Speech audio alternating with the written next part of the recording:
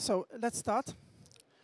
Good afternoon, everybody. Thank you for coming to our roundtable, or the SMR, the game changer in economy decarbonization. You know that since the 2015 Paris Climate Change Agreement, there is a momentum coming from the government in order to accelerate the economy decarbonization. We think that nuclear industry have a major role to accelerate this ambition. And because nuclear industry is low carbon and dispatchable source of energy, we think that nuclear energy can help economy decarbonization through 4 axes. The first one is increasing currently operated nuclear power plant lifetime, the building of generation 3+ nuclear power plant, accelerating the developing of SMR, and investing in nuclear fusion. There is a momentum about SMR these years because they have a lot of promise to fulfill flexibility of energy for different usage. However, this energy, this type of technology brings also some challenges. And in order to discuss these challenges, we are happy to welcome with us 3 SMR vendors. I will let them present themselves. And Sophie, you first, please.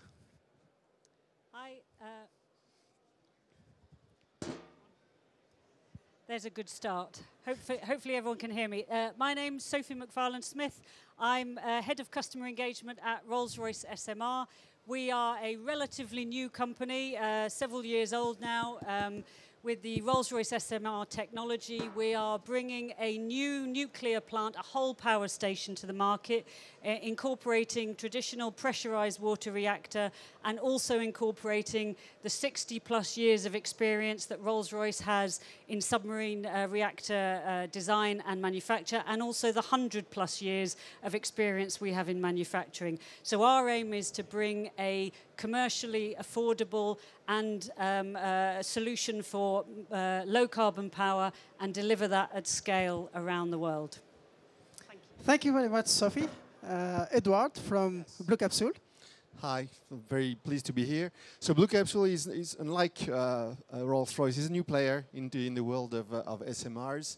We're also bringing the experience of 2 technologies, the high temperature reactor technology and the sodium-cooled technologies. And our major asset is to bring, actually to replace gas and coal in the chemical industry and bring decarbonized high temperature to the final customer. So we've just been awarded for the French Innovative Nuclear Call-Off project, so very proud of that. And I hope we'll have more time to discuss technology in this session. Thank you, Edwards. Nicolas from Stellaria. Hello, everybody. I'm Nicolas. I'm working for Stellaria. I'm a founder of Stellaria. Stellaria is a very disruptive technology, fast spectrum molten salt reactor that can regenerate itself for 15 years.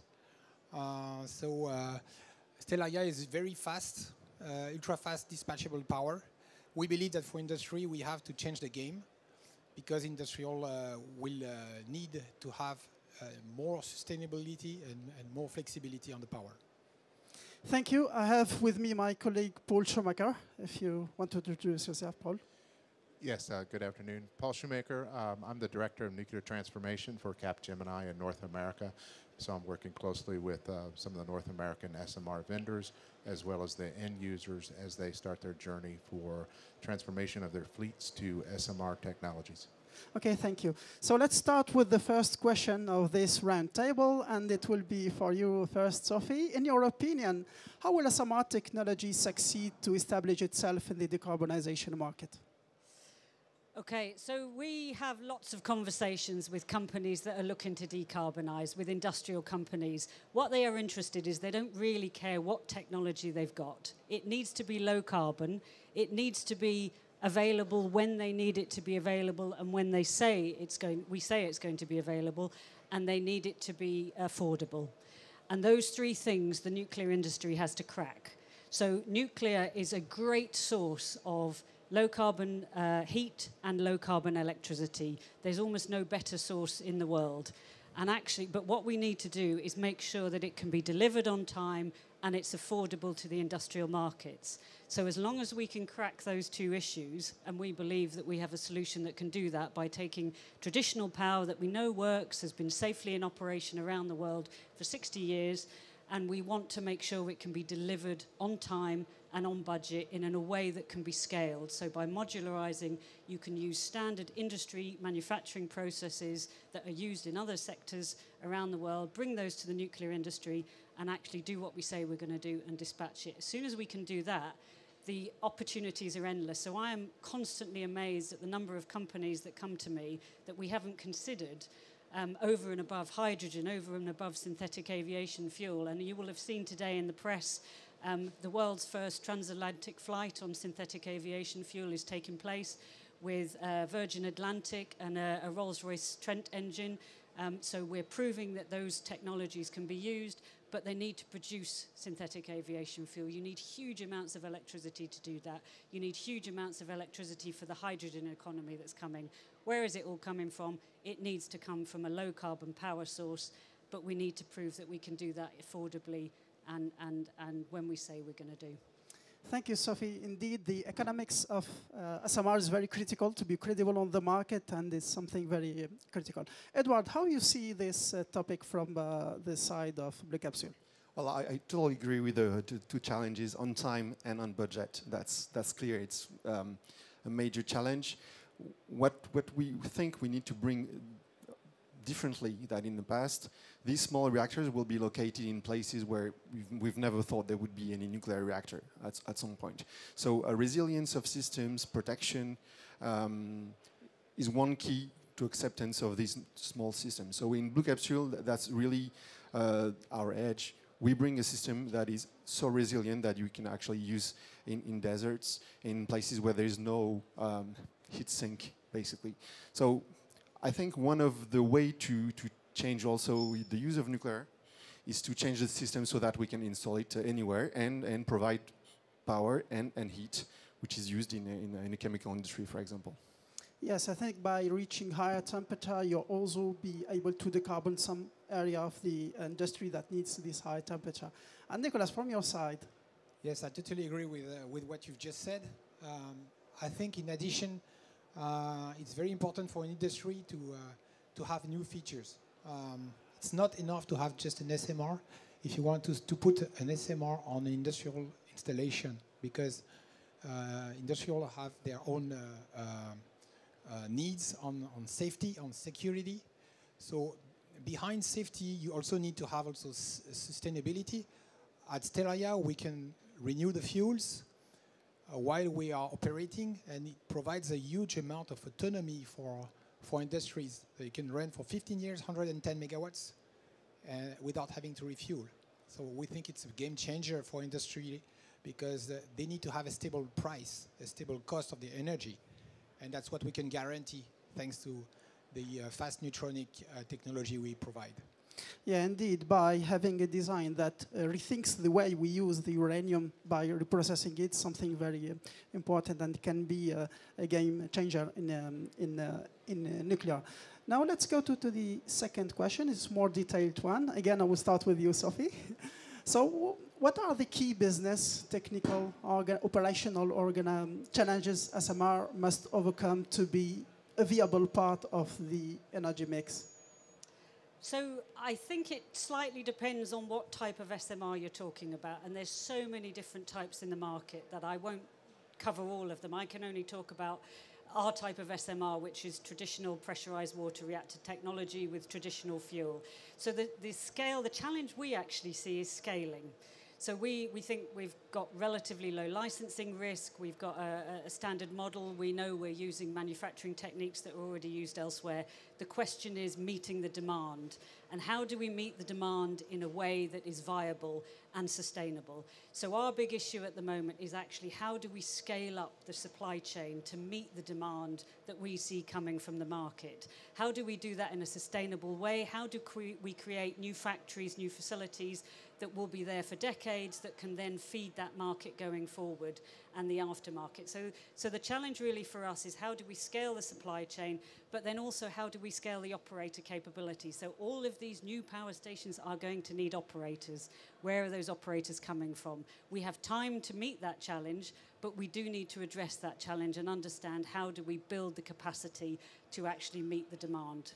Yes, exactly. I will say it in French. We need to have la filière, because we are in France, so I will say at least one word in France. We need to establish the filière to be able to meet the demand, which is very important. And Edward, from your side, how you see these challenges?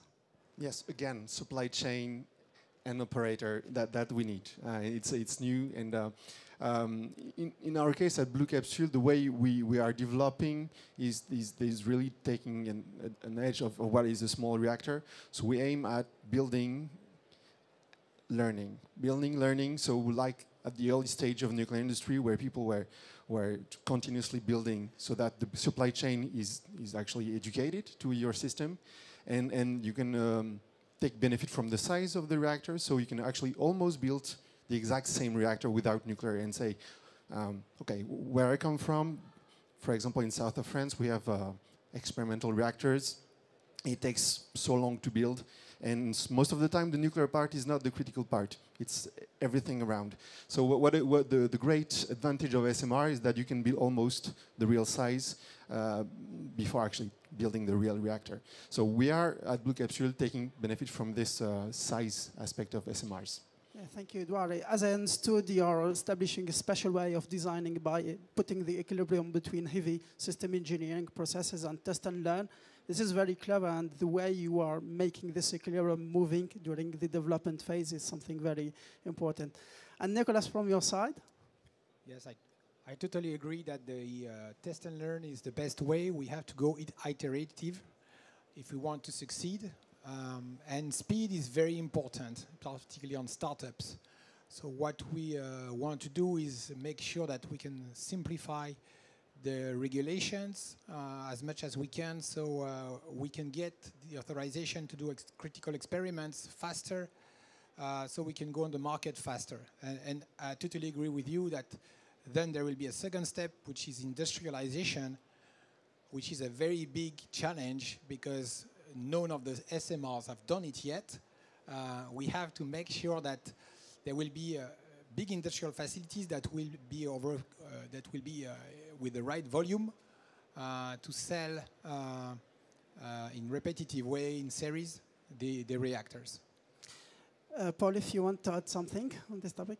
Yes, I agree with our panelists with respect to the challenges in speed, scale, and modularization, but I would also add more from the operational perspective and the end users. So classical nuclear utilities, they need to transform their businesses. The large operating models for nuclear power plants today will not survive with SMRs or advanced reactors. So you don't have 700 people operating a 10 megawatt reactor, for example. So those models need to adapt, and the companies need to adapt too. These companies, I'm sure, are all based on digitally enabled design. The traditional utilities aren't there yet, and so they need to digitally transform their businesses to better utilize these technologies in fleets. And then you have to talk about the new entrants, chemical, oil and gas, cement, steel, and how they're going to utilize this. Now, some of them will purchase the power, but there's going to be great opportunities in the marketplace. So one of the innovations we're going to see going forward is the innovation of the business models of serving that market, for serving the steel industry, serving the chemical industry. We do have an example in the U.S. with Dow actually producing or participating in the development of a project. I kind of think that's a one-off. It's because nobody else is out there developing it. But Microsoft, for example, is begging for purchase power agreements from nuclear in the U.S. market. But who's supplying those? So the business models will have to innovate as well. Okay, thank you, Paul. So thank you. What amazing projects you have, both guys. I think you will be successful in tackling all these challenges. And at CapGemini, we think that there is a place for many designs, many technology for SMRs that can be specialized in different use cases in the industry. We think also that digital continuity, being digital native in this kind of project, is something that can help secure the time to market, the day of commercial operation, something very important. And I think we reached the end of this roundtable. I think we can take some questions in this part of the roundtable. I thank you for the SMR vendor that accepted to come to see us to discuss their challenges, and thank you for the public who assisted to this round table.